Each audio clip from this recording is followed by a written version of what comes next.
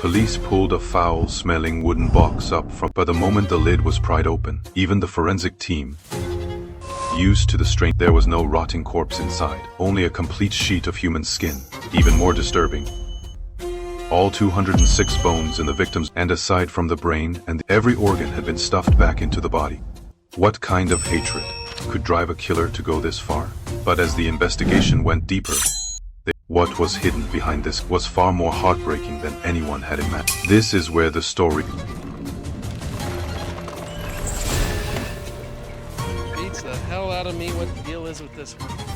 Head looks flat. A wooden box was floating on the, even from far away. The sharp stench of decay, police quickly sealed off the spot. When the box was opened, everyone fell. Inside lay a complete every bone in the victim's body had been stripped out completely. Yet the skin, muscles, and internal organs were preserved. This was no ordinary case. It was an incredibly complex forensic. Faced with a body, even Brennan, who excels at finding the truth through no skull, no skeleton, every traditional identification method to restore the victim's the team could only try inflating the collapsed head. As the gas was slowly pumped in, the victim's facial contours gradually began. The eerie scene sent chills down everyone's spine. Unfortunately, even this method couldn't confirm the identity. Just when everyone was out of idea, an X-ray scan found an overlooked kneecap. Bone boy? Patella? Yes, X-ray showed it was lodged in fatty tissue that blew. A bone. Something you can work with. It's just a kneecap, Zach. Don't get too excited. To you, it's just a kneecap. To Dr. Brennan, it's the best part of a human. That tiny bone became the breakthrough in the case. Based on the tendon attachment marks, the victim had spent years working in and the unusual bone condition pointed to a region with relatively poor medical. The victim was a young Asian woman. The pool of possible identities. At the same time, Angela created a portrait based on the reconstructed, then matched it, and one name began to emerge. Fan, a Chinese woman. She had come to the US on a fiancé, but just as the wedding date was getting close, she suddenly vanished, and now she had resurfaced. Police quickly found her fiancé, but his first reaction wasn't grief. It was to deny knowing Fan Li. It wasn't until the questioning left that he finally admitted they had met through an international, but the engagement had already been called. Fan Liling had already left, however. Old Bew quickly noticed Hopper's home was filled with all kinds of. His obsession with Eastern culture was almost extreme, and the wounds on the could only have been made with an incredibly sharp blade. Realizing things were going bad, sprinting and leaping, but even so, he still couldn't fully clear himself of suspicion.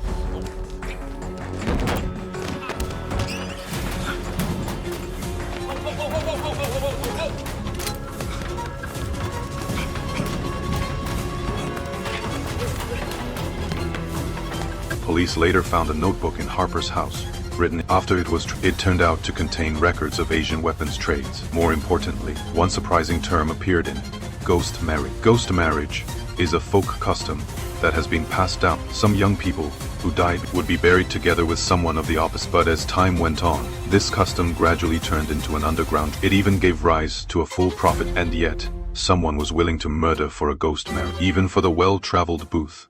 This was a first. Following this lead, the police tracked down the international matchmaking agency. The person in charge was extremely. They even volunteered all the record, but the more cooperative they seemed. Sure enough, after checking a large amount of the identity information Hopper provided, the case only grew more mysterious. Not long, the Chinese professor brought in a new. Someone had once spent $25 to buy a bride's remains. They were preparing for a go. To confirm the identity, the group decided to risk sneaking into the. While the owner was away, Xiaogu quickly swapped out the bones in the urn. What is this? It's an alien. Part of the hippo. What am I supposed to do with this? Dr. Brennan, put it back.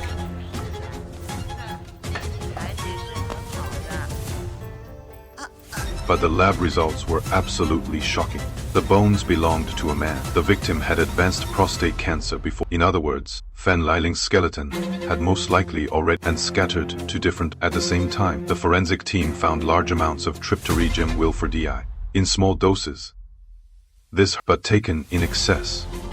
That is to say, Fan Liling was not dismembered after death. She was poisoned to death and then stripped to the nature of the case changed completely. It escalated from body disposal to police immediately began investigate. As it turned out, the deceased was named William Jan. He had already died 3 years earlier. However, When the police applied to exhume the body, they found the grave was surprising. There was no body in the coffin, just a whole chest full of spirit. Even stranger, the insect activity didn't match the burial timeline at all, which meant the body had been dug up again.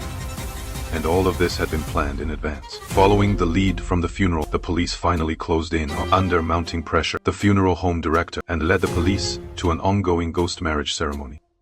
At the center of the altar, 2 sets of remains lay quietly. One of them was William Zhang. The surface of the other skeleton, DNA test results confirmed she was Fan Liling. I need to see the coffin. Sorry. Take a look, Bones. Take a look. Indications of cancer. I believe this is William Chang. Here's a chimpanzee alien. But the real mastermind still hadn't shown up. The police set a trap, using a black market deal to lure her. After a chase, the man was finally, but under he kept denying that he had murdered until he said 1 cent. The matchmaking agency promised a refund if I was. Everyone froze. It turned out, in his eyes, Fan Liling was nothing more than a product, and the one who really wanted to avoid was someone else. The police quickly arrested the owner, and inside the office refrigerator, they found the truth. Finally came. Fan Liling came to a foreign country, hoping to start anew. But after the engagement was to avoid paying compensation, the matchmaking agency actually chose. Then they sold her remains into the ghost and profited from it. A living was ultimately given up, reduced to 1 link. What makes this case truly chilling was never the way the bones were stripped, but the fact that throughout this, everyone, knowingly or not,